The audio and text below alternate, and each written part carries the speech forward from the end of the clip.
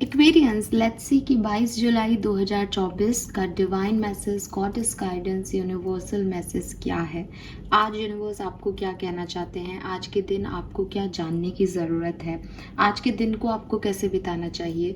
अगर आप किसी लाइफ की पर्टिकुलर सिचुएशन में फंसे हैं और जानना चाहते हैं कि उस सिचुएशन में क्या करना सही है, तो ये गाइडेंस आपके लिए है। सन, मून, वीनस, राइजिंग सभी एक्वेरियंस के लिए ये गाइडेंस है। और आज का दिन खास है बिकॉज आज फुल मून है। तो फुल मून के रिचुअल्स मैं अलग से वीडियोस नहीं बनाऊंगी, बट मैं आपको याद दिलाती हूँ, मॉर्निंग है, कि आप फुल मून के रिचुअल्स ज़रूर परफॉर्म करें।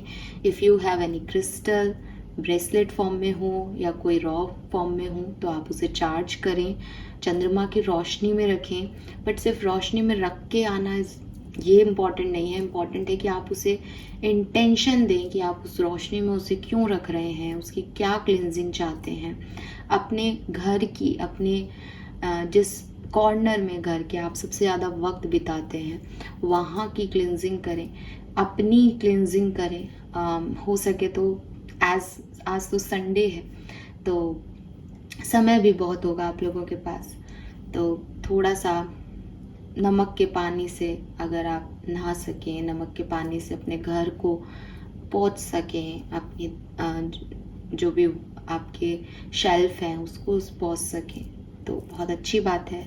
उससे आपकी एनर्जी क्लियर होंगी। एंड यस, जो मैं हमेशा कहती हूँ कि मेडिटेशन ज़रूर करें। अगर आपको रोज़मर्रा में नहीं समय मिलता, इतना आप नहीं इतना ध्यान दे पाते, तो एटलीस्ट हर मंथ आप ये करें। बिकॉज मैं आपको हमेशा कहती हूँ कि full moon is releasing. Full moon मतलब लेट गो, फुल मून मतलब जाने देना, फुल मून मतलब स्ट्रेस को रिलीज़ करना। सो जो नेगेटिविटी है उसको आप रिलीज़ कर सकते हैं फुल मून के अंदर। न्यू मून पे नई चीज़ों की शुरुआत होती है, और फुल मून पे जो भी नहीं समझ आ रहा, जो सर्व नहीं कर रहा, उसको लेट गो करना होता है। सो आई होप कि ये फुल मून आप सबके लिए पॉजिटिव चेंजेस लेके आएगा। नाउ मुझे मैसेज आने वाले हैं कमेंट सेक्शन में फुल मून की रीडिंग, तो वो बिल्कुल आपको मिल जाएगी, क्योंकि फुल मून है तो मेरी जो पर्सनल जो मेंबर्स के लिए रीडिंग है वो भी मैंने सोच रखा था। मैंने कहा कि अपन अच्छे से क्लिंज करके और फिर ही शुरू करेंगे, तो इसलिए मैं 1-2 दिन मैंने भी गैप ले लिया। अब आज से शुरू करेंगे हम उस प्रोसेस को भी। तो दिन में 2 दिन में जितनी भी मेरे अंदर एनर्जी होगी उस अकॉर्डिंग जो है मैं लेती जाऊंगी डेली मेंबर्स के मैसेज भी। और यस, फुल मून एनर्जीज का वीडियो भी मैं आज डेफिनेटली बना दूंगी। थोड़ी सी चंद्रमा की रोशनी मुझे भी मिल जाए सो उसके बाद फिर हम इस चीज़ पे काम करेंगे। लेकिन आपको मैं मॉर्निंग में मैसेज ज़रूर दे रही हूँ कि भाई क्लिनजिंग बहुत परफेक्टली करें, बिकॉज डेली क्लिनज करने में आप क्लिनज कर रहे हो, आज यूनिवर्स चाह रहा है कि आप क्लिनज करो, ठीक है। तो दोनों में बस यही फ़र्क है कि एक तो मैं चाहती हूँ कि हाँ भाई नेगेटिविटी रिमूव हो। एज ए हीलर हमें तो डेली करना चाहिए और करना पड़ता भी है। कई बार हम बहुत लो और ड्रेन हो जाते हैं, लेकिन आप लोग हर महीने भी करें तो काफ़ी है। और यूनिवर्स ने फुल मून को शायद इसीलिए बनाया कि अब चंद्रमा भी धीरे धीरे कम होगा, तो तुम अपना स्ट्रेस भी कम करो, ख़त्म करो, है ना। तो इसलिए ये रिलीजिंग रिचुअल्स इस पे करते हैं कि अब चंद्रमा भी घटेगा तो तुम्हारी परेशानी और तुम्हारे स्ट्रेस भी ख़त्म हो, तुम रिलीज़ कर पाओ उनको। तो 2-3 चीज़ें ज़रूर करना। अगर मून वाटर बनाते हो तो मून वाटर बना लेना। अगर क्रिस्टल चार्ज करने हैं, क्रिस्टल चार्ज जरूर कर लेना। एंड रिचुअल बता दूं मैं आपको आज बहुत खास। चलो मैं एक रिचुअल शेयर करती हूँ आपसे। मैंने कभी इसको नहीं शेयर किया है, बट मैं आप लोगों से कर देती हूँ। 10 मिट्टी जो होती है ना, आपके गमले की मिट्टी हो, आपके घर में आपका गार्डन हो, वहाँ से मिट्टी की छोटी छोटी बॉल्स बना लेना, ठीक है।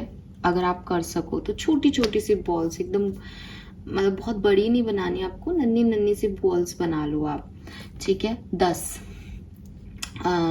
रीज़न बताती हूँ कि ये जो फुल मून है ये कैप्रिकॉन में है, ठीक है। And Capricorn is 10th house, basically 10 number की राशि है ये, मान लो। तो 10 छोटी छोटी सी आप बॉल्स जो है वो मिट्टी की बॉल बना लें।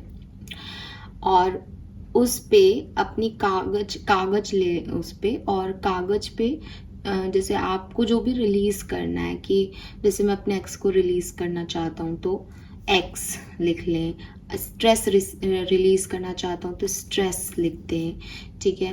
अगर मैं अपनी एनर्जी, नेगेटिव एनर्जी को रिलीज करना चाहता हूँ तो नेगेटिव एनर्जी लिख लें। ऐसे 10 पर्ची बना लें और उन बॉल्स के ऊपर ऐसे उसको फिक्स कर दें। मिट्टी होगी तो गीली मिट्टी को ही आप थोड़ा सा मोल्ड करोगे, तो आप उस पर कागज को भी लगा दोगे, तो ज़रूरी नहीं है कागज चिपके उस पर, लेकिन आपको उस पर मोल्ड कर देना है। देन एक बॉल को और कागज को हाथ में लेना है, आपको अपने लेफ्ट हैंड पे लेना है और राइट हैंड से उसको कवर करना है, एंड देन अपने इंटेंशन को विजुअलाइज करना है दैट ये जो भी मेरी परेशानी है मैं इसे रिलीज कर रहा हूँ, या मेरे मन में अपने एक्स के लिए अभी जो भी पॉजिटिव या नेगेटिव फीलिंग्स आ रही है मैं इसे रिलीज करना चाहता हूँ।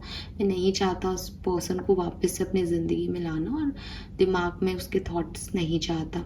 जो भी आपके मन में जिस भी चीज़ को आप रिलीज करना चाहते हैं, I repeat, releasing ritual he workout करेंगे, ठीक है। आप चाहो कि मैं अपने एक्स को चाहता हूँ मैं ये रिचुअल आज के दिन करूँ, तो आप कर सकते हो, बट उसके लिए उसका होना नहीं होना मैं नहीं कह रही। द थिंग इज़ कि ये रिलीजिंग एक्टिविटीज़ के लिए दिन है, तो मैं इसमें नया बनाने के बारे में क्यों सोचूं। पहले मैं पुराना हटाने के बारे में सोचूं, तब जब न्यू मून आएगा तब मैं नया करने के बारे में सोचूंगा। तो आज की तारीख में जो आपको नहीं चाहिए अपनी ज़िंदगी में, कोई थॉट प्रोसेस, कोई डर, कोई पर्सन, कोई और तरह का स्ट्रेस, आपके जॉब में स्ट्रेस आ रहा है, या आपको आप अपॉर्चुनिटीज़ को मिस कर रहे हो, तो आप मिसिंग अपॉर्चुनिटीज़ नहीं चाहते अपनी लाइफ में, तो जो भी आपके मन में जो आप नहीं चाहते हो वो आपको 10 पर्चियाँ बनानी है छोटी छोटी।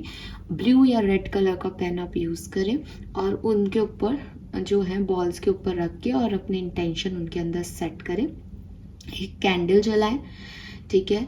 होपोनोपोनो मेडिटेशन होता है एक, जिसमें हम कहते हैं कि यूनिवर्स को कि I am sorry, I am thank you, और ये चीज़ आप मेरे लिए करें। तो होपोनोपोनो मेडिटेशन आपको यूट्यूब पे मिल जाएंगे। बेसिकली वो फॉरगिवनेस का एक जरिया है, जिसमें आप यूनिवर्स से सॉरी मांगते हैं कि I am sorry, please forgive me, thank you.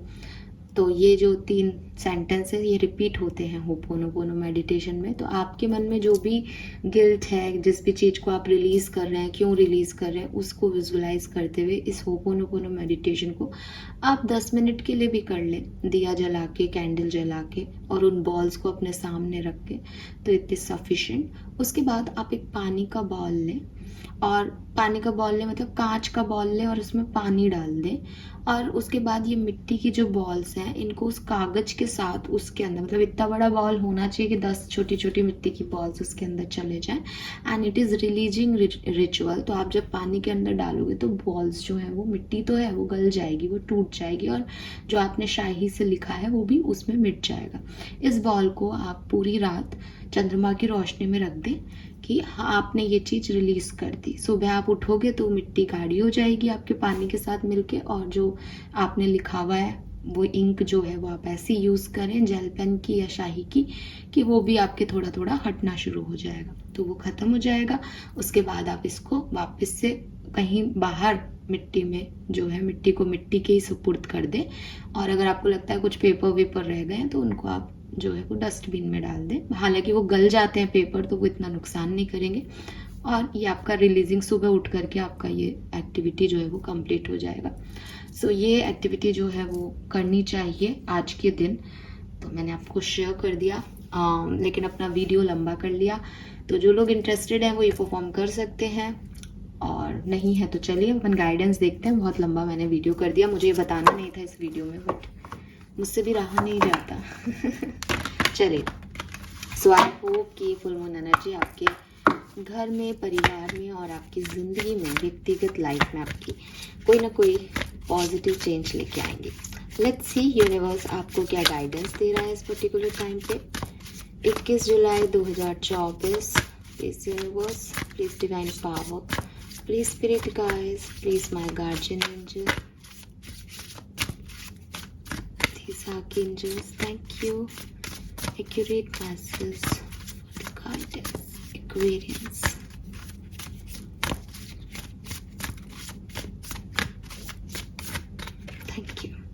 Okay, we have the trust. So यहाँ पे आपके लिए ट्रस्ट का कार्ड है। यूनिवर्स कह रहे हैं change me divine beloved into one who want what you want for me. Let me trust that my need will always be met in the highest way when I allow you to guide me. I trust the highest way. Okay, यहाँ से भी कुछ card देखते हैं पहले। 21 जुलाई, villain,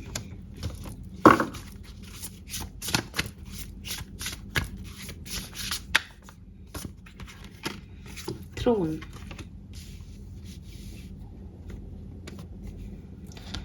सो colour जो है वो मुझे येलो कलर दिखता है आज के लिए, ठीक है। एंड आई होप कि आपको कार्ड्स दिखेंगे। सो येलो कलर दिखता है और नंबर की बात करती हूँ तो मुझे 3 नंबर, 4 नंबर, 8 नंबर और 5 नंबर, 4 नंबर है यहाँ पे, 3, 4, 5 और 8। और यहाँ पे जो नंबर है दैट इज़ 38, जो कि 11 और 2 होता है, और 14 जो कि 5 बनाता है। सो ये भी नंबर है। कलर येलो कलर ही आ रहा है यहाँ पे। आप देखोगे कि यहाँ पे भी फुल मून एनर्जीज हैं आपके पास, जो कि आज का दिन है ना। और इसी कार्ड को लेके चलती हूँ बिगनिंग में। यू कैन ऑलवेज री राइट द स्टोरी। और यहाँ फुल मून एनर्जी है एंड आप देखोगे कि उसने पत्थर उठाया है और वो इस शंख को तोड़ रही है, ठीक है। सो वो रिलीज कर रही है ना। तो अपन बोलते हैं कि हम ब्रेक कर रहे हैं कुछ, लेकिन जब हम किसी चीज को ब्रेक कर रहे हैं तो कुछ नया बन रहा है, ठीक है। शंख जो है उसके ऊपर पत्थर मारा जाएगा तो भी कुछ धुन निकलेगी। यानी जब आदमी के बुरा समय चल रहा है, ठीक है, और वो ऐसा सोच रहा है कि अब तो सब खत्म है, अब तो दी एंड हो गया, अब तो कुछ बचा नहीं, उस पर्टिकुलर टाइम पे भी कुछ नया हो रहा होता है, ठीक है। आप एक फेज को एंड कर सकते हो अपनी ज़िंदगी की, लेकिन जब तक आपकी सांसें हैं, इवन मैं तो आफ्टर लाइफ भी बात कर सकती हूँ इस बारे में, लेकिन मैं अभी आपको समझाने के लिए ही बोलूँगी कि जब तक सांसें हैं तब तक लाइफ के सिर्फ फेजेस जो हैं वो ख़त्म हो रहे हैं और नए स्टार्ट हो रहे हैं। और कोई एक चीज़ ख़त्म होगी तभी कुछ नया स्टार्ट भी हो सकता है। तो अगर लाइफ की किसी ऐसी सिचुएशन में हो एक्वेरियस जहाँ ऐसा लग रहा है दैट ये फिनिश लाइन है मेरी लाइफ की, ये मेरी लव लाइफ की फिनिश लाइन है, ये मेरे करियर का फिनिश पॉइंट है कि मेरी जॉब ख़त्म हो गई, अब मेरे पास कोई जॉब नहीं है, कोई अर्निंग सोर्स नहीं है, या मैं किसी से प्यार में था या प्यार में थी बट अब वो पर्सन मेरी लाइफ में नहीं है, अब कुछ नहीं बचा। अगर ऐसे फेज में हो देन यहीं से इस चीज़ को छोड़ के आगे बढ़ना ही आपकी डेस्टिनी है, ठीक है। तो ये जो आगे बढ़ने का कहानी है ना, ये आगे बढ़ने की कहानी आपकी स्टोरी का एक नया फेज है कि अब आप दोबारा से एक कहानी लिखोगे जहाँ ऑफ कोर्स ये आपका स्टोरी है तो आप मुख्य किरदार हो और आपके साथ अगेन कुछ नए लोग जुड़ेंगे, अगेन कुछ नए पहलू जुड़ेंगे, कुछ नए एक्सपीरियंस जुड़ेंगे, लेकिन आप वही रहोगे, ठीक है। आपकी ज़िंदगी की अभी और कहानियाँ बाकी हैं। जैसे कि एक नॉवेल भी है तो उसके अलग अलग यूनिट्स हैं, अलग अलग चैप्टर्स हैं। तो अभी एक चैप्टर को आपने देखा है, अच्छा देखा, बुरा देखा, व्हाटएवर, और अब दूसरा चैप्टर शुरू होना है। तो दूसरा चैप्टर शुरू होगा तब जबकि आप एक चैप्टर को लिखोगे कि भाई ये कहानी यहाँ ख़त्म हो गई। अगर आप उसी कहानी को बढ़ाना चाहो कि भाई तो इसको ही लिखता जाऊँगा, तो बहुत बोरिंग हो जाएगी ना लाइफ। तो जब भी आप कोई नॉवेल भी पढ़ोगे तो आप देखोगे कि कुछ समय बाद अगर वो पूरा नॉवेल एक ही उस पर होगा ना तो भी एक कुछ में ऐसा कर देते हैं कि भाई ठीक है, ये इस व्यक्ति का किरदार यहाँ तक था, ये ख़त्म हो गया, अब नेक्स्ट क्या होगा, तो आपको भी रहता है अब आगे क्या होगा इसमें। तो वही चीज़ है कि इट्स योर स्टोरी, आपने कुछ जिया अपनी ज़िंदगी में, नाउ इट्स टाइम कि आप दूसरे तरीके से ज़िंदगी को जिए, रीराइट करें इस कहानी को। ये ऐसा भी हो सकता है कि कुछ ख़त्म करके कुछ नया लिखना है, या जो पुरानी चीज़ है, जैसे ये इस शंख के ऊपर जो है वो इसके ऊपर पत्थर डाल रही है, तो मे बी ये शंख से कुछ नया बजाना चाह रही हो। आप उसके इंटेंशंस को नहीं जज कर सकते कि वो उसको तोड़ना ही चाह रही है। आप इसको ऐसे भी देख सकते हो दैट जो शंख वो मुंह से कुछ आवाज़ निकालती थी, वो सोचती कि पत्थर अगर शंख पे पड़े तो क्या म्यूज़िक निकलेगा। तो समय बदल गया, उसका तरीका बदल गया, बट हो सकता है कि कुछ पुरानी चीज़ों की नेगेटिविटी को रिलीज़ करके, उस पैटर्न को रिलीज़ करके आप पुरानी चीज़ों से भी कुछ नया साउंड रिलीज़ कर लो, या पुराने लोगों से भी कुछ नया पाल लो, या पुरानी सिचुएशन में भी कुछ नया बना लो। ठीक है, सो यू नेवर नो कि कैसे आपकी सिचुएशन वर्क करेगी, आपकी डेस्टिनी में क्या लिखा है, बट रिलीज़ करना पड़ेगा। आप सेम पैटर्न पे काम करके, आप शंख को हाथ में लेकर के वैसे ही फूंक मारोगे तो उससे वैसी आवाज़ आएगी। बट अगर आपने सोचा कि नहीं यार, आज ऐसा करते हैं, शंख पे कुछ बांसुरी के वो जो है थोड़ा सा टैप करके देखते हैं, कुछ आवाज़ आती है, तो ये आपकी क्रिएटिविटी है। ऐसे ही आपका कोई रिश्ता है, वो टूट रहा है, छूट रहा है, आप उसको अब कैसे उसमें इन्वॉल्व होना चाहते हो, खुद को बदल रहे हो, अपने पार्टनर से कुछ एक्सपेक्टेशंस रख रहे हो, चेंज करो सिचुएशन को, पैटर्न्स को चेंज करो, सोच को चेंज करो, नेगेटिविटी को रिलीज करो, तब अपने आप एक न्यूनेस आपके रिश्ते में, आपके जो समय है उसमें आ जाएगी। ठीक है, देन यहाँ पे दूसरा मैसेज जो है that is wave together the crown you deserve. अगर आप उन लोगों में से हो जो ये सोचते हो कि मैं अकेली काफ़ी हूँ, मैं अकेला काफ़ी हूँ, मैं खुद ही पालूंगी चीज़ें, मैं खुद ही पालूंगा चीज़ें, तो यस ऑफ कोर्स आप खुद पा सकते हो। यहाँ पे ये मैसेज नहीं कह रहे कि आपसे नहीं हो पाएगा, आपसे डेफिनेटली हो पाएगा। अगर इंसान सोच ले तो वो कुछ भी कर सकता है।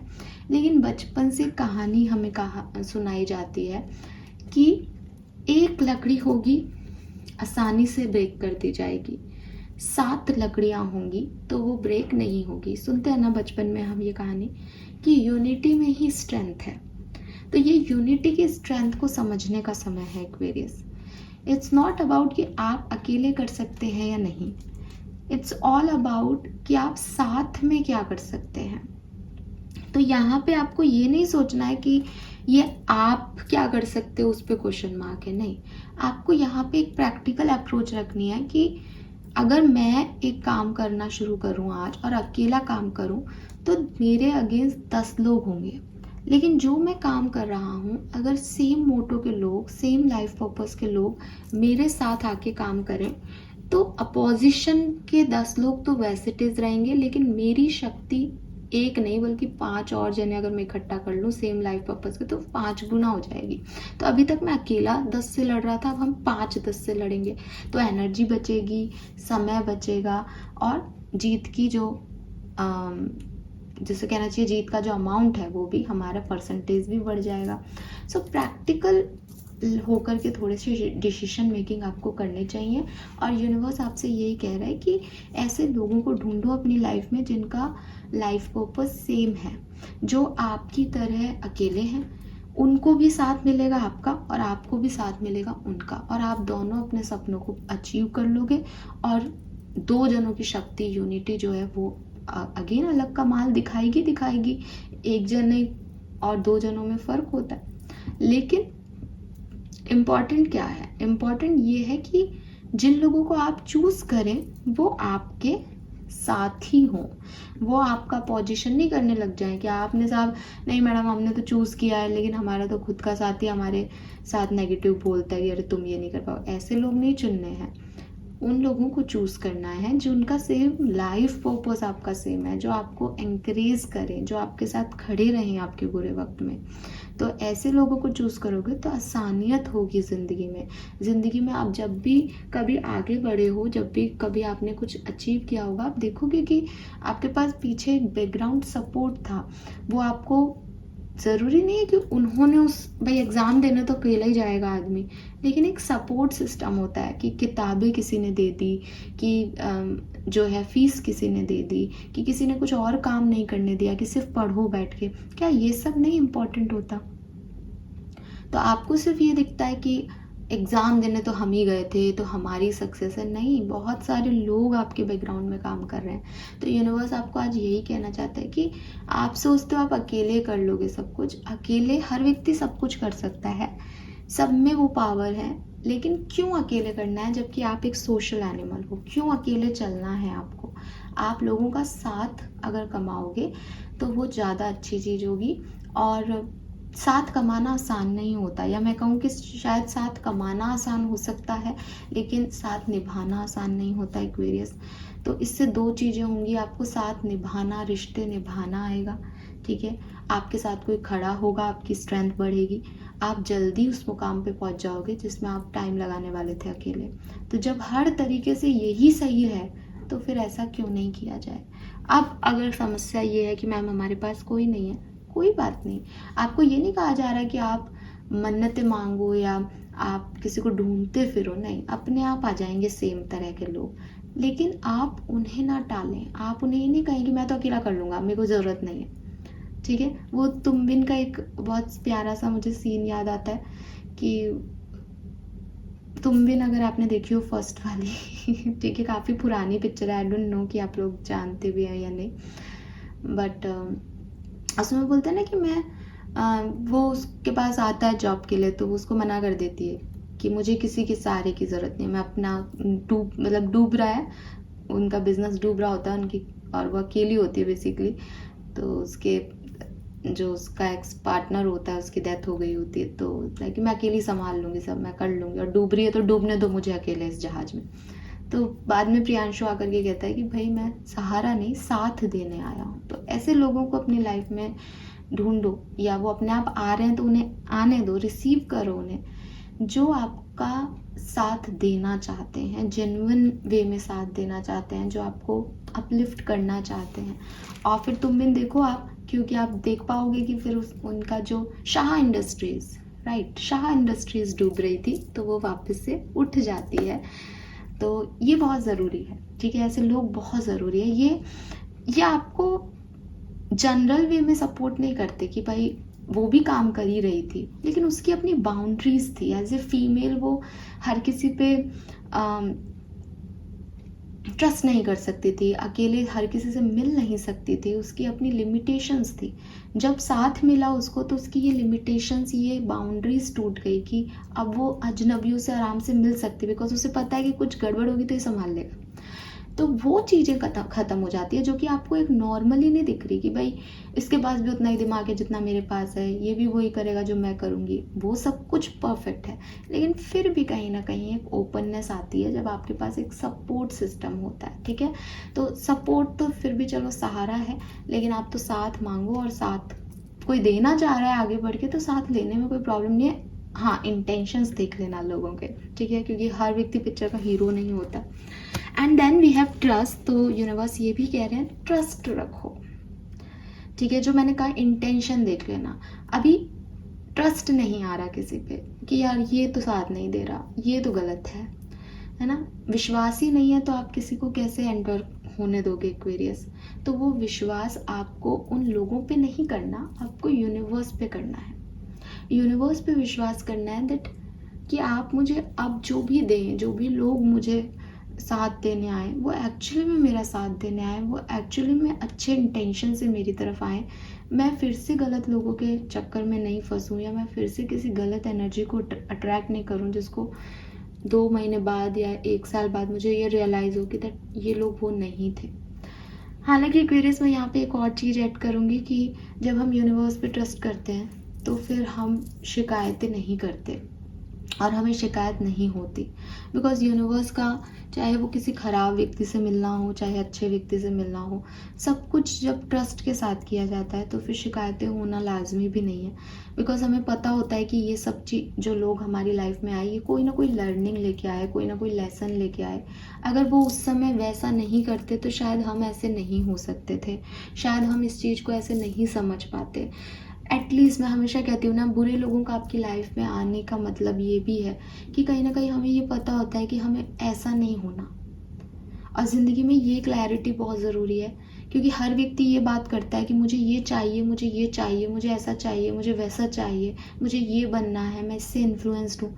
लेकिन जिस दिन हम ये सोच लेते हैं ना कि मुझे ये नहीं चाहिए, किसी भी कीमत में मुझे ऐसा व्यक्ति नहीं चाहिए, किसी भी कीमत पे मुझे ऐसा नहीं बनना है, ठीक है, किसी भी कीमत पे ऐसे लोगों के साथ नहीं रहना अब, तो ये भी क्लैरिटी है ना कि क्या नहीं चाहिए वो एक हट गया कि भैया ऐसा नहीं बनना लाइफ में कभी किसी के लिए, ठीक है। ऐसा ऐसा कैरेक्टर, ऐसा किरदार नहीं होना चाहिए ज़िंदगी में किसी के।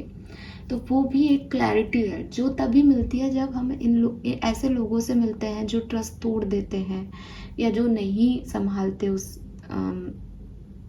स्टोरी को वैसा जैसा हम सोचते हैं। तो किसी भी चीज़ का मिलना बुरा नहीं है, किसी भी एक्सपीरियंस का होना बुरा कतई नहीं है। तो बस आप ट्रस्ट रखें कि यूनिवर्स जो है वो आपको गाइड करेंगे और आपको एक मतलब जो ज़रूरी है उस पर्टिकुलर टाइम पे, कोई सीख ज़रूरी है तो सीख, कोई एडवेंचर ज़रूरी है तो एडवेंचर, कोई कुछ और आपकी नीड है तो उस नीड को वो फुलफिल करेंगे।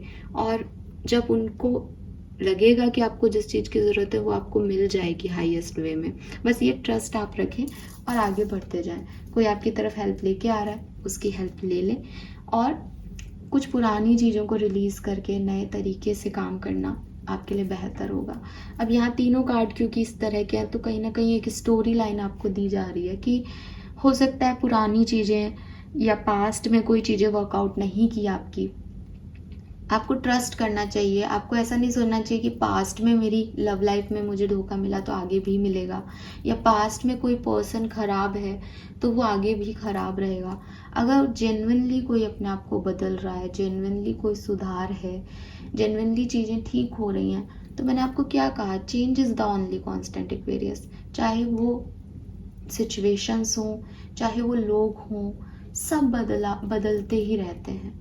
आप भी 2 साल पहले जो थे आज आप वो नहीं हो। आपकी सोच जो 2 साल नहीं तो 10 साल पहले जो सोच थी आज आपकी वो सोच नहीं है। ऐसे सामने वाला आपसे कभी प्यार करता था, फिर आपने उसका एक दूसरा रूप देखा तो वो बदला ना, वो चेंज हुआ ना।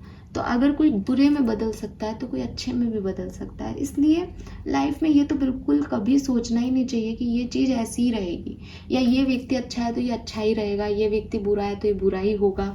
अगर आपको लाइफ में कुछ चीज़ें दिख रही हैं, कुछ आपको लग रहा है लॉजिकली कि नहीं यार ये सिचुएशंस हैं, ये पहले ऐसी थी अब बदल गई हैं, तो अपने इंस्टिंक्ट की सुनो कि हाँ, क्योंकि लोगों का कुछ भी नहीं है। लोग आज कुछ हैं कल कुछ हो जाएंगे, परसों कुछ थे परसों कुछ हो जाएंगे। आप भी किसी के लिए लोग हो तो आप भी ऐसा ही कर रहे हो, वो भी ऐसा ही कर रहे हैं। यहाँ पे कुछ भी एक सा तो है ही नहीं, कभी भी ना। तो कोई फीलिंग एक सी है किसी की, वो अलग है।